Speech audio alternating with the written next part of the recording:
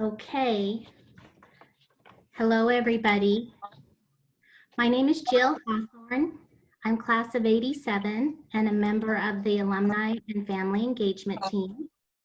Welcome to this afternoon's Pitzer at Home virtual workshop with Professor Joe Parker. We will start with introductions by Alumni Lily Peterson, class of 17, and Sophia Rizzolo, class of 19. Take it away. Hi, like Jill said, my name is Sophia, and I'm an IIS major, well, I guess now critical global studies major, and I graduated last year in May, and I recently completed a fellowship at NYU Shanghai, and I found that a lot of the courses that I took with Joe, and as well as his mentorship, shaped how I understand and practice sustainability in my own life. The courses that stood out to me the most were Decolonization from Below and his newer class, Relearning the Love of the Land, and both of which taught me through like structures of settler colonialism and capitalism. They obscure the ways that we can interact with and know Indigenous people who are caretakers of the land and who sort of host us on their land, as well as they obscure the ways that we interact with the more than human beings or plant life that populate and shape the land around us.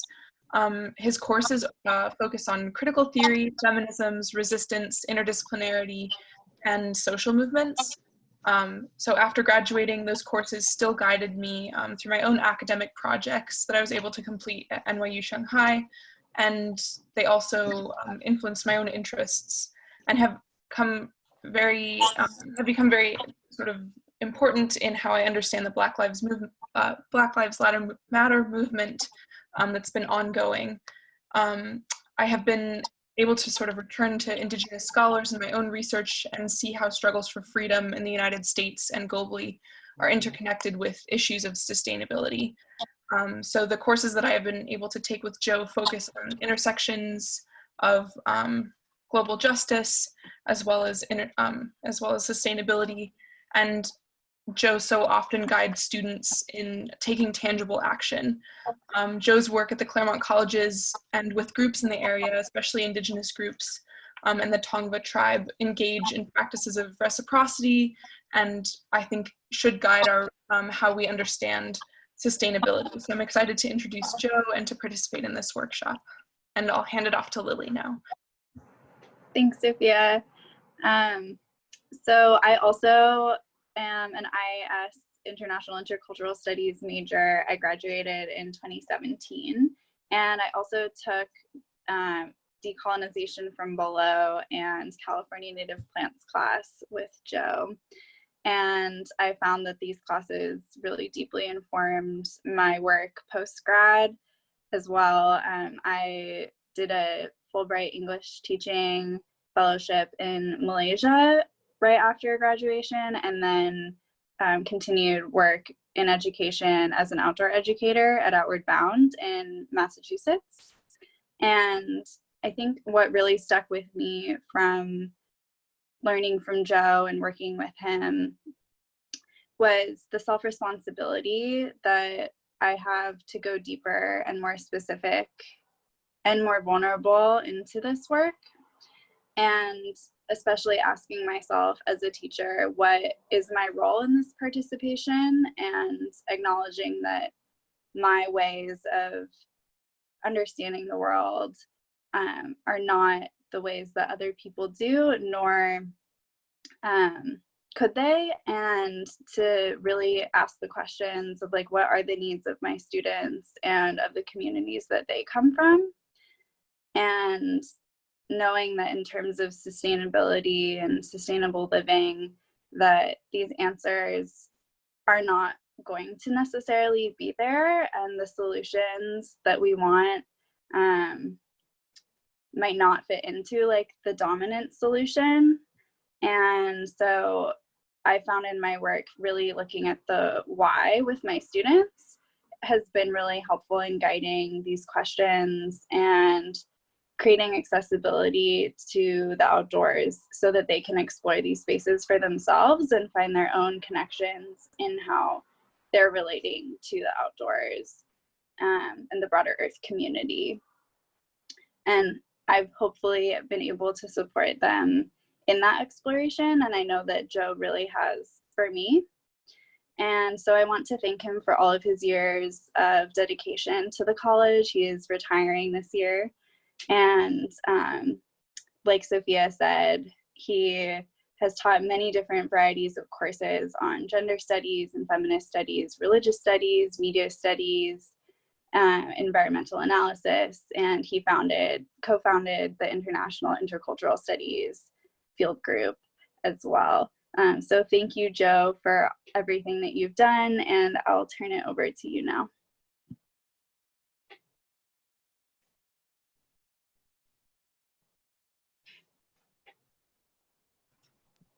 Thanks for the kind words. Great to see everybody here. And this is a very important topic, and I know you're all juggling. We seem to have multiple crises on the front burner these days. So I appreciate you taking the time out and joining us to think about how to live more sustainably. This is very much going to be about practice, concrete practice, but I'm going to start with some general framing questions and then get into some, about halfway through my presentation, get into some ideas about really concrete work. And I know a lot of you on this call are probably doing all kinds of really interesting things yourselves in terms of finding ways to live more sustainably. So there'll be a moment about halfway through my presentation where I'm going to ask you to write in the chat about what you're already doing. And if you want to go ahead and start that whenever you want, please do. And then I'm going to read some of those and talk about some of those with the group for the second half of the presentation.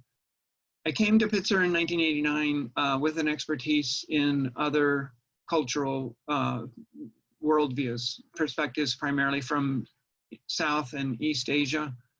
And in the 1990s, when I was first teaching and team teaching, I learned a lot from my mentors at the colleges about how to take my humanities training and tie it into social issues. And that was a very important sort of development and growth period for me in the 1990s and beyond, as I began to think critically about modern society, which I was not asked to do as an undergraduate student. I was not asked to do that in graduate school, and began to confront questions of race, questions of class, questions of gender, sexuality, nationality, citizenship, globalization, colonization, and capitalism. And those were just structures and practices I was very comfortable with when I came to Pitzer. And so in some sense, I'm sure some of you have been doing that sort of self-education, self-training to try and do what I needed to do to begin to figure out how to live differently. And what I found in teaching those materials, those questions, those critiques, is students were really hungry for practical solutions. They wanted to talk about that. And so at that point, in the late 90s, I began really emphasizing both combining critique with solutions and thinking not just about conceptual lines of analysis, critical analysis, but also thinking about how to live differently. And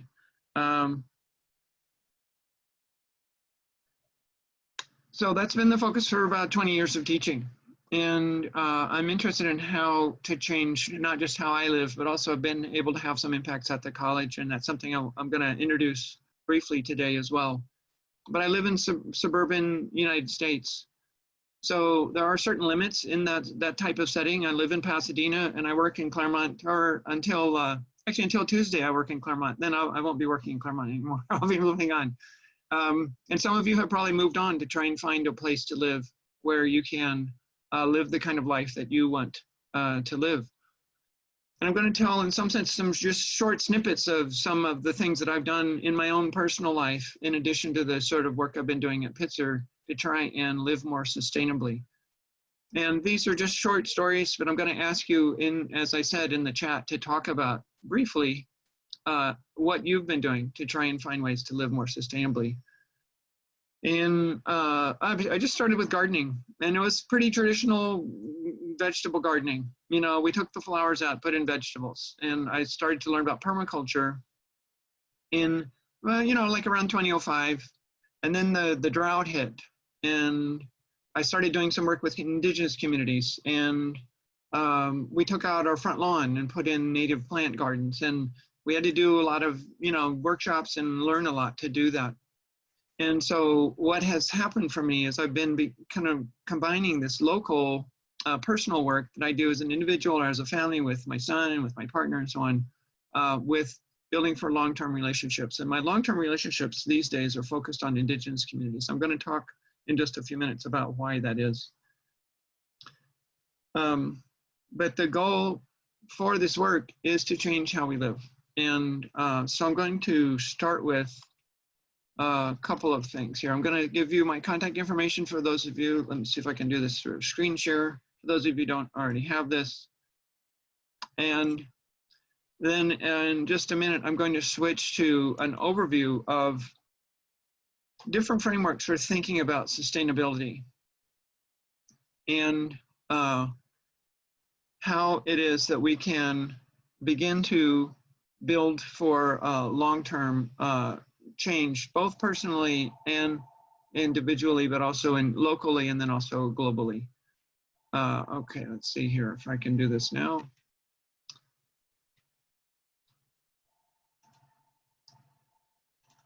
All right, so I'm going to talk very quickly about 3 frameworks and then focus on the 2 that I'm going to focus on for today. The first 3 are quite familiar to most of us. They come from Europe, and they're part of colonization actually, but they're the European science, European nation states, so something like the World Climate Meetings. We know they have not been as successful as they need to be to reduce global warming, to reduce the impacts, these devastating impacts that already climate change is having on many communities.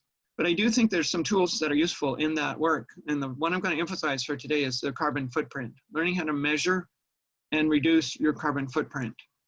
And you can do that both at the family level, in your workplace, in your city, and then with whole nations and with whole industries. And there's a variety of ways to do that. And that's something that some of you are probably, I'm guessing, are probably already engaged in.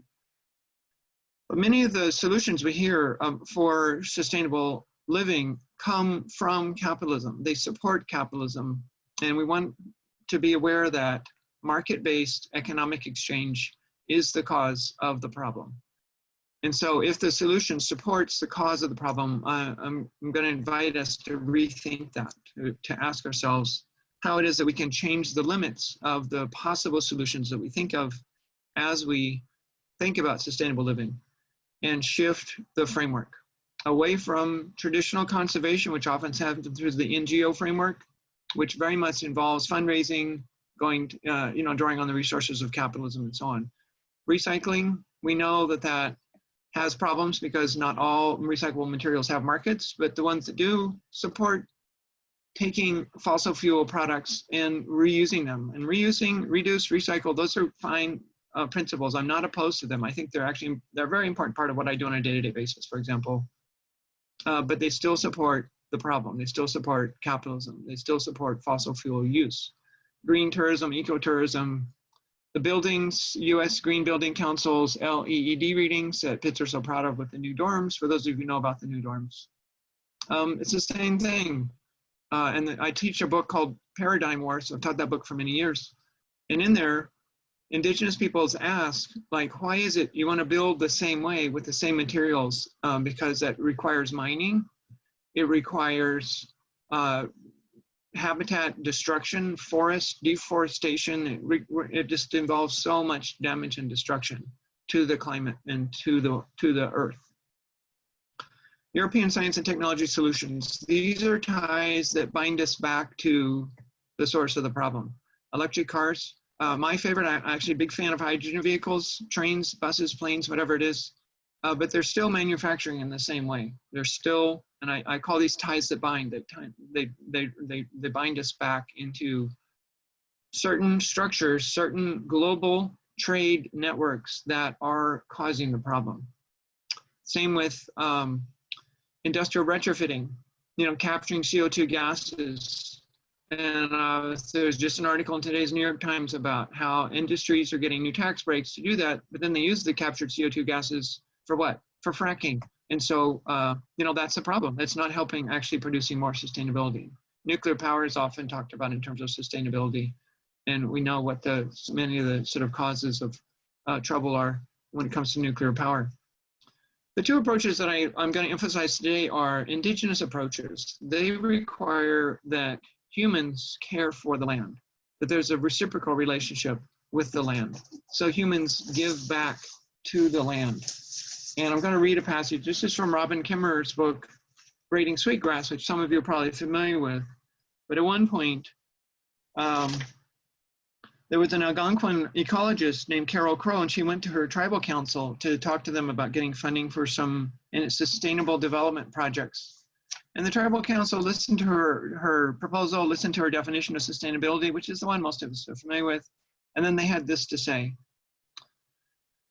One elder said, quote, "This sustainable development sounds to me like they just want to be able to keep on talking like they always have. It's always about taking from the earth.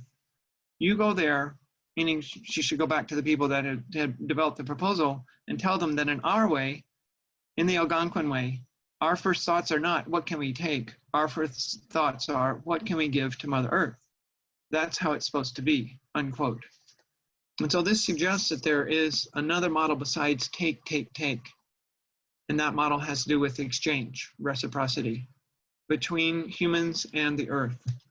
And we do know how to take from the earth, but most of us don't know how to give back to the earth. So this is something for us to think about. And I'm going to talk in just a few minutes more about, in a concrete way, about how that reduces carbon footprint, how that makes a sustainable lifestyle possible.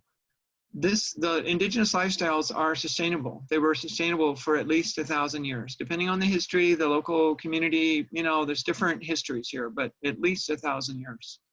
That's sustainability of a model that right now we don't know how to do. And we here means somebody like myself, a white settler colonist on indigenous land, actively involved in capitalism, actively involved in the oil industry, production. The second type is non-capitalist, or what some people call para-capitalist strategies. These are strategies that don't produce through capitalism, through market-based exchange. They don't support globalization. They don't support global trade. And they're all around us. One of my favorite books here is this J.K. Gibson Graham's book, Post-Capitalist Politics. And, they have all sorts of suggestions for how it is that we participate in non-capitalist economies all the time, every day. Every time we go to a potluck, every time we cook something in our kitchen and eat it, that's non-capitalist activities. Also, there are, and again, I want us to think not just about something we do as individuals, but something we can do as in communities, in groups. The commons is a very, very important social structure that has been under siege since what's called enclosure in England in roughly the 18th and 19th centuries, where private property began to put into effect. And the commons are shared resources. And this is something that we need to do more of. It does produce sustainable living. It does produce reduced carbon footprints and traditional crafts, heritage agricultural practices. These are all things that some of you are familiar with. Some of you may have family members that practice these. Some of you may have begun to practice these again. I certainly have been trying to do this. These two approaches shift assumptions and limits for sustainability away from those that cause the problem, and use other frameworks to rethink our assumptions, rethink our limits for sustainability and what we can do. Now, I've just mentioned some resources. I'm going to give a bunch more in just a minute. All of those resources are going to be available on the website in the alumni office. And I'm going to quiz through a bunch of material here in just a minute. And all of those references, all of those resources are going to be made available to all of you through the alumni website next week sometime. So please be aware of that and use those resources if you'd like. Okay, so how do we practice sustainability? I'm going to quickly review 4 principles that I think, or 4 steps that I think are very useful. These don't always have to come one after the other. They can all happen at the same time. The first one is to develop an action plan across different frames with some sort of accountability mechanism. And that means we find ways in your everyday life to get into action, and just find things to do. Start where you are. Start with what you can start with. You don't have to do the one thing that everyone's talking about. You can do something else that you think is more effective. You can do something else that works for you in your setting. If you're not a homeowner, do something in your community. If you're not, you know, living in a suburban area, do something in your rural community. There's so much great writing. And some of you, I'm sure, have already looked into this work and have been learning, teaching yourselves about this work. Measuring effects. The material impacts are super important. And you have to get beyond thinking about good intentions. So, and this is why this measuring carbon footprint is important. It takes a few minutes, maybe more than a few minutes, takes a couple hours, and you need to prepare to do that. Okay, so that's 2 ways to get to action that's accountable in some sense. And you may be accountable to your own goals. You may be accountable to an indigenous community. You may be accountable to folks that are fighting for subsistence agriculture and other global structures. And then you want to scale. So scale, I think there's 2 types of scaling up. One is just expanding from the individual to the group, to your family, to a commons area in your neighborhood, a place where people share. Community gardens, sometimes they're that, if there's a common area. Sometimes they're not. So you can build what's called community food forests. There's all kinds of very exciting things that are being done all around the world these days. The second type of scaling up is expanding from the local to the global. Connect to global movements. It's easy to do. Some of you, I'm sure, are already connected with global movements. We're going to talk about some of those movements in just a minute. But basically, the goal here is to change how we live on an everyday basis while persistently stretching the bounds of what seems possible. And that last part of that sentence is, you know, this shifting frameworks goal. Okay. So what I'm going to do now very quickly is get into just a short couple of examples of things that I've done myself in my own life, both at Pitzer and at home. And at this point, I am going to ask, if you haven't already been putting things into the chat, to go ahead and just put something in the chat that you are already doing that you feel makes your living more sustainable. And we're going to talk about that in about 5 minutes. Okay, so beginner projects. If you're not already doing some kind of beginner project, then, you know, I like to start with just something small and something that's doable. And the example I'm going to give today, and there's lots and lots of other ways to do this. And I'd love to hear from other folks where did you start when you started doing more sustainable lifestyle work? Maybe you started at campus, maybe you started after graduation, maybe you started in your 40s, you know, depending on how far along, how long ago you finished college. I'm going to focus on food production. So, you know, composting. These are all things anybody can do if you have land. If you don't, you can always get to a community garden. And then you want to like increase the carbon impact of your gardening. You may find when you first start gardening, you're buying tools, you're actually drawing on globalization, you're drawing on resources. It can cost some money when you first get started, but there's various ways to cut your costs and various ways to, you know, do what you can do given where you are and what their limits are. But again, you want to reframe your limits, try and think about how to do things a little differently. For me, what I did was after we started with our little vegetable garden, we started thinking about how to grow year round. And you can do this in cold climates. You can do this in hot climates like Southern California, cold frames in the winter. My sister's done a lot of that when she lived in Massachusetts. You know, we grow a lot of stuff here that's very low water. There's all kinds of great resources for low water gardening. And our favorite thing is what's called oyas. These are just clay, you know, containers that you put in the ground and that allow moisture to slowly seep out of the oya into the ground, and the plants love it. And it reduces weeds. It has like, it's just a lot of really wonderful, has wonderful impacts on what you're growing in a hot climate. And it reduces your water consumption. And it's a technique from the Kawiya used it. Lots of native communities have used oyas. Perennials, trees. My first permaculture teacher he loved trees because trees produce so much. So that's a kind of scaling up. It's quantity, more quantity. And then you get into networks. So one of the most important things for me has been a network here in Pasadena called RIPE. There's a great metaphor. There's a great acronym. And it's just a network of people. When you have too many apples, you trade your apples for oranges, you know, and it's free and it's all volunteer and it's completely non-capitalist and it's very friendly. And they meet once or twice a month, depending on the season. And it's a way to network and to share. I also started doing a lot of native plant gardening. And that's important, not just in Southern California, but any place where folks, where you know and can find out. And it's easy to find out what your native communities are and what they grew. If you hear that they just did, what's the old anthropological term? Hunting and gathering, that's quite misleading. So look into that. There's all kinds of agriculture that indigenous peoples did all over the world. And so we did some workshops at Theodore Payne Foundation here in Southern California, and then just put in a bunch of native food plants, and they produce, and you don't have to water them very much, if at all. Proteins and carbohydrates. That's something a lot of people forget when they're doing gardening. It's a very important part of permaculture, agriculture, but it's something to think about in terms of your own gardening. Okay, scaling up. How do we scale up? One of the ways to scale up is by developing what's called community food forests. So this is where you reach out to the local neighborhood and you share. And one of my favorite stories is about a city in Northern England called Todmorden. You can find, her name is Pam, what's her name?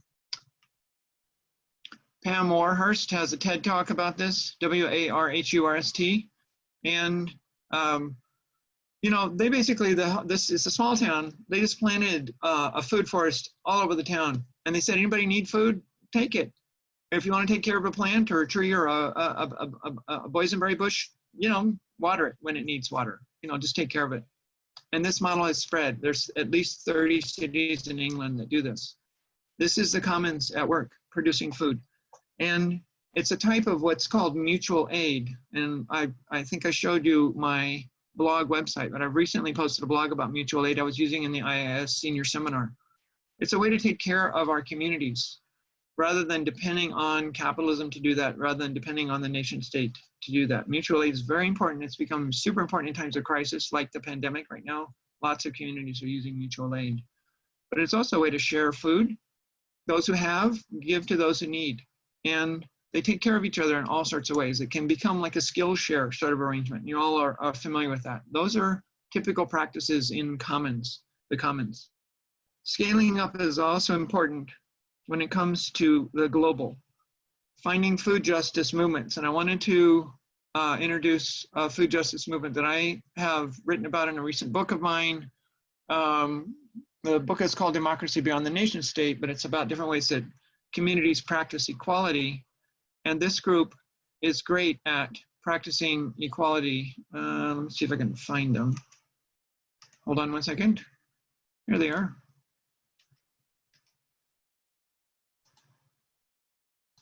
And they're called Via Campesina. And these folks practice it's small scale farming. It's what's sometimes called subsistence farming. And that's a sustainable model that has, you know, it's been around for literally millennia, thousands and thousands of years.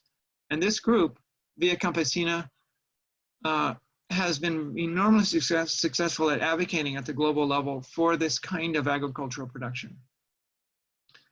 Other organizations, Extinction Rebellion, the Sunrise Movement. Most of you are probably familiar with at least a couple of these organizations. There's going to be lots of ideas in the handouts, in the resources that I'm going to post with the Alumni Office. Returning land to Indigenous communities is always an important one.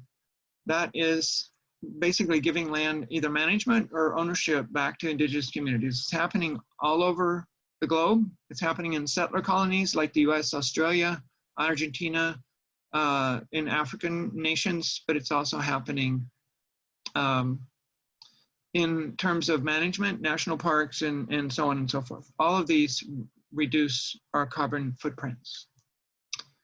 Okay, so at this time, I'm going to take a break here from me yapping away and take a look at the chat, and let's read some of these. Oh, I love these. These are some ideas from you all. Recycling paper, making your own paper, that's pretty cool. That's something that there's a teacher at Scripps who's been having students make paper. Our porch is home to a range of plants, some of which are on the menu. I love that. Sharing fruit with neighbors, plant-based diets. Okay, living in New York City in an apartment without a car, growing a rooftop garden, being part of a food co-op. That's beautiful. These are great things. Some of these are food related. Anybody doing something that's not food related, like maybe related directly to oil consumption, habitat restoration, etc. Anybody want to post something about that? Monitoring water use. That's really important because water tables have dropped because of industrial consumption of water. And it makes it harder for native plants to live, makes it harder for traditional lifestyles to survive. Working with minimal packaging, that's very important. It's not always easy to do, especially when we're ordering stuff online.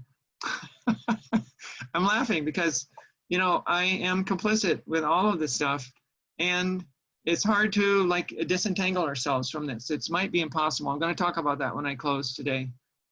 Choosing to live in a place where our family doesn't need to drive much. That reduces oil consumption. Walking for day-to-day errands, biking to work. Oh man, this is great. These are great ideas.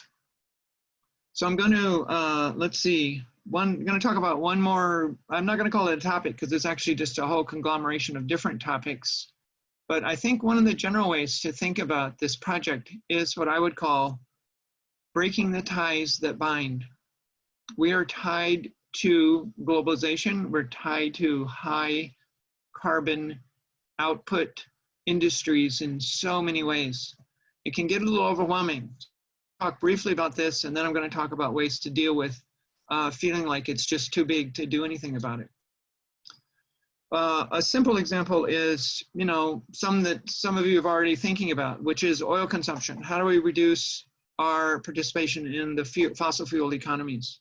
And there's a number of good ideas for how to reduce that on the personal level or maybe on the family level. But we want to also think about working at a larger scale than that, at the city or state level. How can you get your city to change things? I'll give an example here from Pitzer. We renovated, I worked on changing the habitat at Pitzer. And I worked on a project that Pitzer recently was started with a recent purchase. For those of you who don't know, we purchased a small bit of land across the street from the colleges at the Redford Conservancy. And what we were able to do is get native plant species. There were some exotics and some natives in the grounds, and we worked with the local tribe, the Tongva, to change the landscaping so it's all native plants. So that's an example of trying to switch to something that's a scale up. It's the workplace for me. It's also a teaching place, a place that changes schooling. And one of the things that we heard about from Lily, some of Lily's work in terms of teaching young people about nature, urban, kids from Boston, if I understand it right, Lily, that needed to learn about how to be comfortable outdoors and how to live in a more sustainable way through their familiarity with that. How do we change our relationship to mining? Uranium mining is something we know has really destructive impacts. That's very important for the nuclear industry, but what about silica mining? The laptop I'm using to talk to you right now has silicon chips in it. You'd be surprised at the impacts of silica mining on environment and on communities that live in the areas, indigenous communities that live in the areas where the mines are active. Deforestation, we know every time we have a hamburger, we're supporting deforestation in Brazil because, those are cow farms down there, industrial sized cow farms. Driving on a road, asphalt, concrete. Boy, oh boy, I went to a conference a few years ago and heard about the impacts of an asphalt production facility outside of Toronto on the local indigenous community. It was built right next door to the indigenous community. For those of you, some of you were probably environmental studies majors, about environmental justice issues and the impacts on communities of color. That completely changed my thinking about asphalt roads. There's one outside of my house, and they're getting ready to resurface it. more asphalt? How do we break that link? And, you know, again, these are large scale problems that are not solved easily. Concrete is a very high producer of CO2. And most of us don't know that or don't think about it. But you can plant willow along riverbeds to reduce erosion, to help manage flooding. And this is something that, you know, a lot of really important work has been done, not just in the US, but also in other parts of the world. Wangari Maatai's book, Unbowed, is about how it worked using native plants in her native region in the Kenya area to change on, actually this had an impact all over Africa. She won, I think, a Nobel Prize or some kind of prize. I think it was a Nobel Prize about how to work with plants to change concrete use, reduce concrete use. Okay, so closing. Let's talk briefly about how to work with all of these different topics. There's so many ways to live more sustainably. I find that part of the issue is actually staying focused and tracking, like keeping a focus on a particular project as you build out from the local individual to the community, to the city, to the nation state, to larger scales, and also to the global.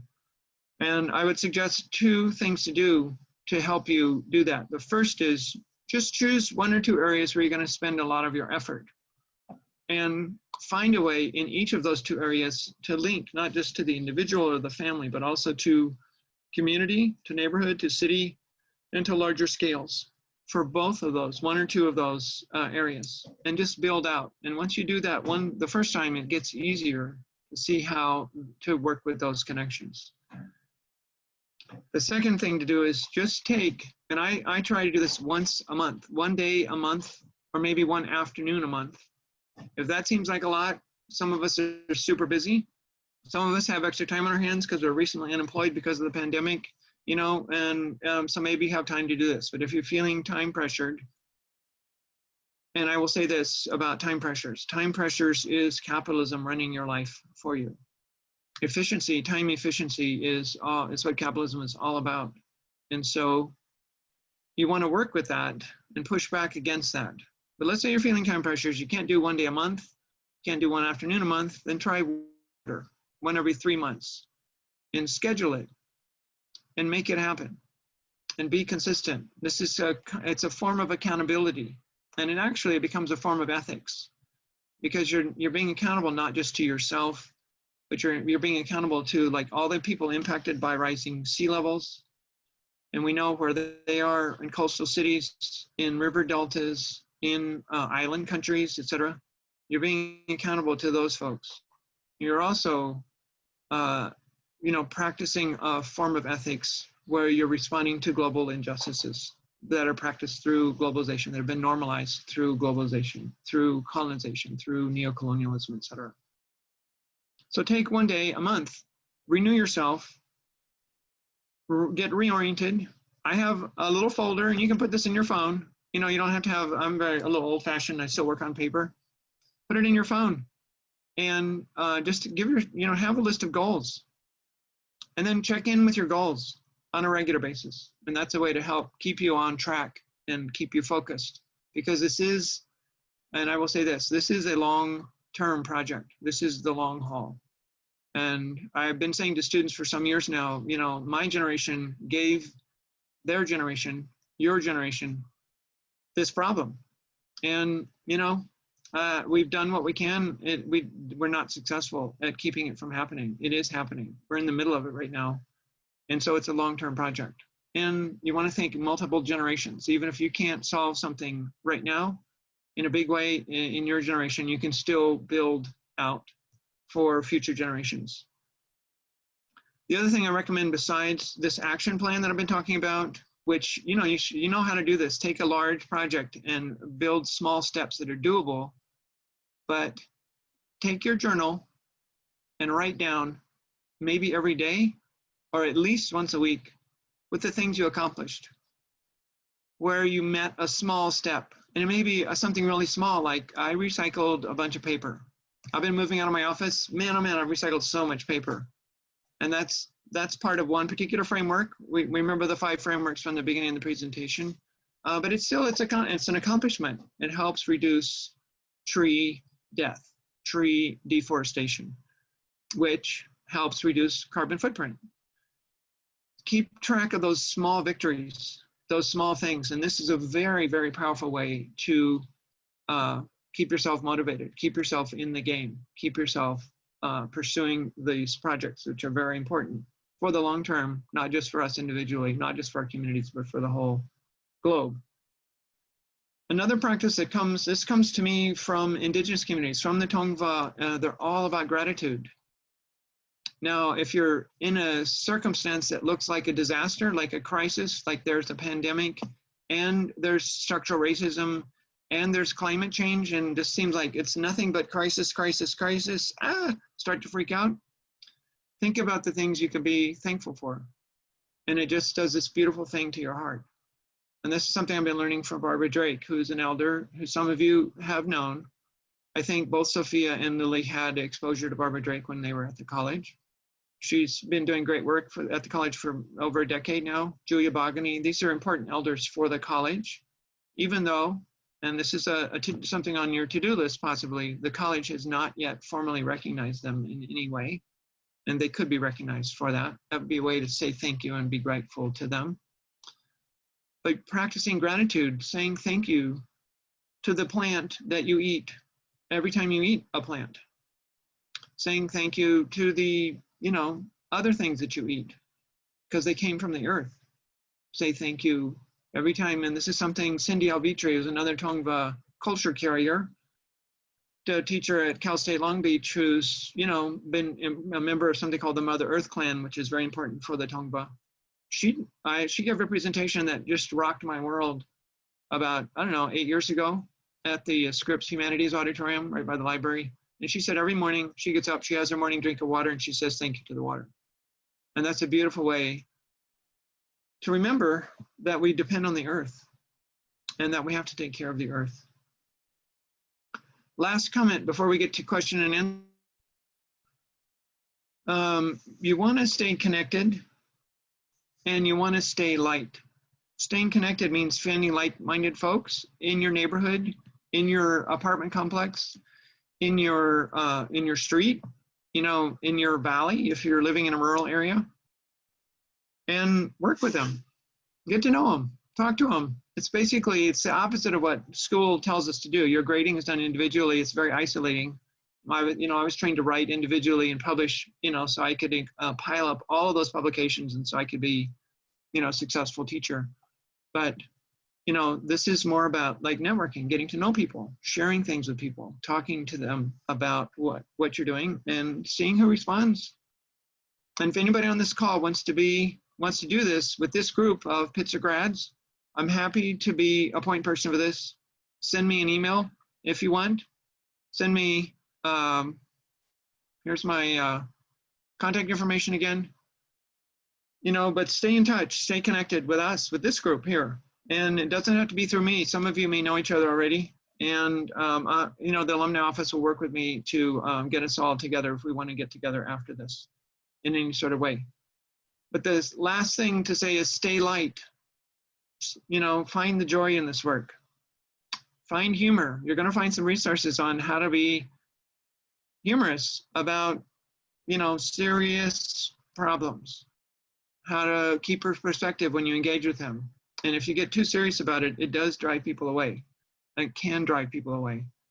And you want to work with folks in a way where you're serious about the work, you're hard-hitting in your analysis and in the impact that you have, but you still keep it light. And that's an art. And I haven't mastered that art.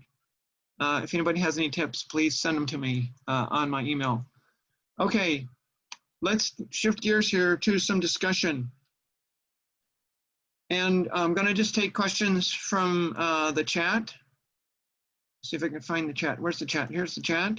Anybody have any questions on, okay, here's some stuff that has to do with other things besides food, but anybody have any questions, please put them in the chat. If you don't have a way to get to the chat. If you're on your phone, can't figure out, aren't used to Zoom, you know, just wave your hand or something, and we'll see if we can find you. Brooke and Jill, if you can kind of look around and help me with this.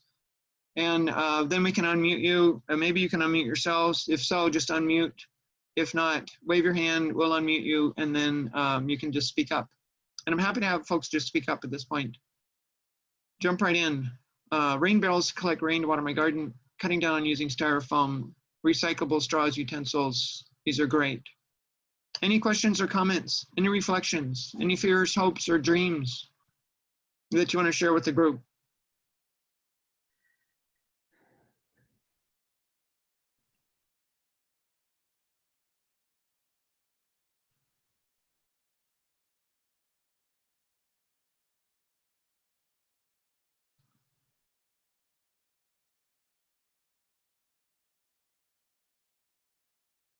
You want to share why you came to this event today, if you don't have any questions. Just talk about what brought you here.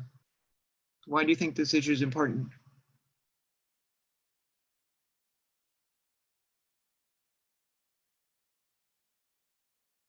Thank you for the comment, Judy. Do you have anything specific that you thought you want to pursue? I love your phrase. She used the phrase food for thought. I think that's very funny because we're talking a lot about food today. Joe, will you share your screen? I'm sorry, will I stop sharing my screen? Yeah, so your face will be on. Okay. Okay. Okay, thanks. Okay. Any questions, comments?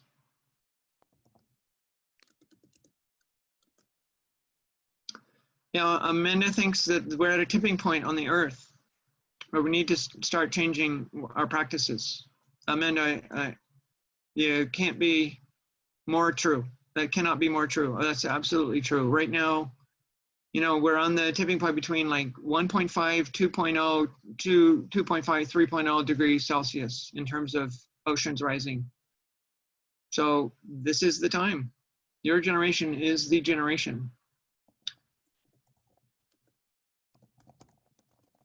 Oh, good. We got a couple of questions here. How can we talk to young people? Let's see here. Small children about sustainability. Wow, that's a great question. Yeah. I think some of the work that Lily was doing, just like talking to kids about being outdoors, getting them used to being outdoors, getting them used to different styles of life, getting them used to eating things that they're not used to eating, that you can't find in the store. Ask yourself, when was the last time you ate something that was grown from a native plant that's native to your land where you are, that was prepared in the way that the indigenous people prepared it? It's not that hard. The online, you know, cooking resources are tremendous, and you can find all kinds of resources. You know, if it's food, it's fun. If you just get them outdoors and they're used to being comfortable outdoors, it means that they're going to be more comfortable biking to work. There's so many things to do. That's a great question, though, thinking about young people. Let's see here. We got a question here about global website or blog to share these ideas on a daily, weekly basis. Let others know new practices are occurring. That's a great question. I think there must be, but I don't have the answer to that. I think whoever that is, I can't read the name, I'm sorry. Oh, here it is. Thank you, Jay, for this question. This could be something, Jay, you could make as one of the ways you contribute to this process, is develop software where everyone can share on a daily or weekly basis about new practices for living more sustainably. Oh, great, we're getting a bunch of questions now. This is good. Is virtual work a sustainable way of working or teaching? Well, this is where those different frameworks come in handy. And this is obviously an appropriate question for a Zoom event. I was supposed to be able to interact with alums at the alumni dinner in May. You know, that was called off. I'll be at the alumni dinner next year in May, assuming we're all back on campus and meeting together in large groups by that time. But you know, who knows? But this is where the different frameworks I think are very helpful. Absolutely, it's helpful because it reduces commute. So it reduces oil consumption, fossil fuel consumption, reduces CO2s that way, and reduces other toxic emissions. But, you know, it requires silicone, you know, mining. It requires, you know, think about recycling of electronic devices. If you know anything about that and, you know, industry, oh man, it's a mess right now. China just changed the rules. They're not allowing certain products to be sent to China anymore. Some recycling companies, they can't place the stuff. They can't figure out what to do with all the old cell phones. So it's a mixed bag. And, you know, this is the question of complicity. Jill, thank you for asking this question. We're all complicit. We're all producing global warming. And that has to be something that doesn't stop us. We have to be able to confront that, talk about it, process the feelings that come up, and then do something to reduce our carbon footprint anyway. And that's not easy. Complicity is, you know, for some people, that's like a mortal wound. It's very, very difficult to face and to handle and to process. And you can discuss this with community members, with your family members, with, you know, a group of Pitzer alums, whatever it is you want to, whoever you want to communicate with. And think about how do you come to terms with your complicity and still do really good work. And we can all do really good work. You have a lot of skills you got from Pitzer, a lot of skills you're getting from your workplace, from your family, from community resources, etc. Okay, I like this. Katie is saying that the focus on impact instead of intention is a good start for working with kids. I agree with that. One of the hardest things for me about being in the academy right now is the academy tends to operate in abstractions. And that was the goal of the book that I wrote, Democracy Beyond the Nation State. It was to talk about equality in practice in terms of effects, not just equal rights, which are very abstract, but equal impacts and how to shift impacts. So I agree with that about how to work with kids. How would you start a conversation with this, with companies or individuals to implement more best practices in sustainability? Whoever asked that question, let's see here, that was Amanda. Thank you for the question, Amanda.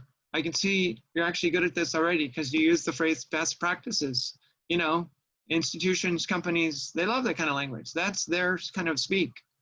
And I think there's some ways to do that that you might not think of right away. Maybe they have a corporate headquarters that has a big, they call them a campus. Change the plants on that campus, put in natives, reduce the water use, and put in edibles. You know, why don't people do that? There's a wonderful place in Southern California, it's in Koreatown here in Los Angeles called the Eco Village. And they went up and down the street and the whole, it's like one house in an apartment building. And they just went up and down the street and they talked to all the families that were there and they got them all to plant fruit trees in their parkway, which is the place between the sidewalk and the street. And they asked the kids to care for the fruit trees. And that does like 25 different fantastic things in terms of reducing carbon footprint. It's also building community. Some companies are going to be receptive. Some companies are not. There's going to be limits. And that's, you know, one of the things you have to be aware of. And you want to work, this is a conversation we had last week. And for those of you interested in the whole discussion about ally building, take a look at last week's workshop. But you want to build allies. You want to build some friends that understand what you're saying before you start pestering the bosses, or before you got to build, you got to kind of learn about how to network in your organization as you want to try things. You can also switch organizations if the one you're working with does not necessarily respond well, or maybe switch departments. You know, there's all kinds of retooling that you can do at the workplace to move around and find a place where you can be more effective.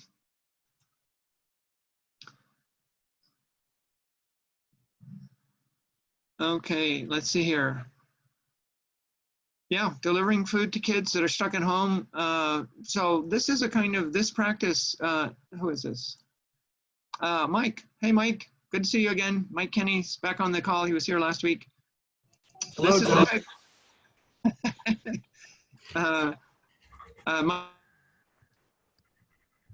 I graduated a really long time ago, you guys. I think in the 90s. 95. 95. Oh, there we go. Mid 90s. Okay. So delivering food to kids that are stuck at home, that's mutual aid. That's just communities taking care of each other, taking care of themselves. That's a different sort of project than what we're taught. We're taught to rely on government. And governments, you don't want to ignore governments. They're very, very big. All the changes that are being done with, let's say, financial incentives for changing from coal-fired power plants to electrical solar cells, you know, that's actually having a huge impact. I'm not an opponent of working to change government policy. I think that's important. It just has to be balanced with stuff in other frameworks. And the reason I'm saying that is I was working with a Navajo group of, they call themselves the Diné grandmothers. They live in Black Mesa, Arizona, northeastern Arizona. And they live right near a coal mine run by Peabody Coal. And that coal mine shut down recently because the need for coal-fired electricity has gone down. And that had a tremendously positive impact on that native community. And it's because of the shift towards solar cells, towards wind energy. So I think you have to unstick yourself from the dominant paradigm, but you also want to think about other frameworks as you do your work. And this is one of the reasons why, like, being able to keep track of different projects and different frameworks is important as you sort of try and continue this work for the long term. And this is long-term work, as I said. Oh, great question. This is from Lily. What's the relationship between climate collapse? Well, there's a strong term. And grief and trauma. How can we use trauma-informed approaches to this work? So that's a fantastic question. I think some people, especially people who see climate change as a disaster, and for some communities it already is a disaster. For other communities in your lifetimes, there's going to be more flooding. You know, we know this. There's going to be more sort of, what do they call them? Bomb storms or something? You know, these sort of very, very powerful storms. We're going to have to deal with trauma in our lives. And we have to be able to inform ourselves about not just how to heal ourselves when that happens to us. And some of us, I'm afraid, I'm going to go ahead and say this, you know, we're going to lose family members during the pandemic. We're going to lose family members probably to climate-related events in our lifetime, somewhere in the next 5 decades. And you want to know how to respond to trauma. And it's part of becoming able to process feelings, process big events for ourselves. And this is personal growth work. It's an area where, you know, I've had to do a lot of personal work, but it's not my area of expertise. It's probably another topic for another workshop, Jill and Brooke. You know, you can think about that for the future, how to like work with feelings that come up during disasters and during, whether it's a climate disaster, whether it's a pandemic disaster, whatever it is. But it can freeze you. It can keep you stuck. And if you find yourself stuck, you know, get some resources, whether it's trauma resources, whether it's just some counseling resources, whether it's, you know, a self-help book that you talk about with some friends or some family members, whatever it is. Tanya has this comment about watching Planet Earth in 4- and 6-year-olds, instilling a sense of awe. Oh, that's beautiful. I don't know, Planet Earth. I'm going to confess something here. I haven't told very many students. I don't have a television. And so I haven't watched Planet Earth. But instilling a sense of awe is so important. That's where the gratitude comes from. Just knowing that you're part of something very big that's very powerful. And one of the ways to understand climate change, folks, is that it's the Earth talking to us. The Earth is speaking. It's telling us by its storms, by its droughts, hey, get your act together, people, humans, change what you're doing.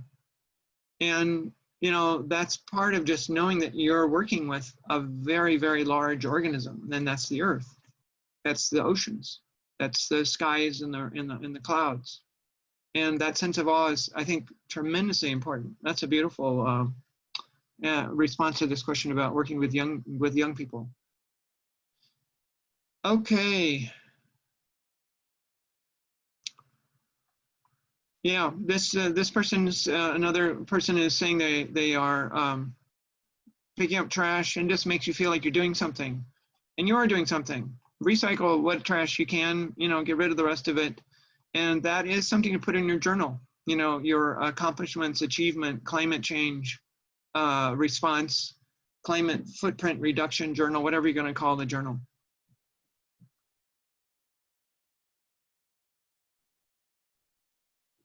Someone's asking, and Jill, maybe you could say something about this when we close, about how to watch last week's workshop. Let me just look real quickly here. We're just about out of time. Oh, there it is. It's already in the chat. Thank you, Jill. I already responded to that one. Spending a day outdoors, at least an hour a day outdoors. That's beautiful. But it's also, what happens is you start to observe, and this is something that Indigenous peoples are very, very good at. They watched the natural world very carefully. They knew exactly what was going on.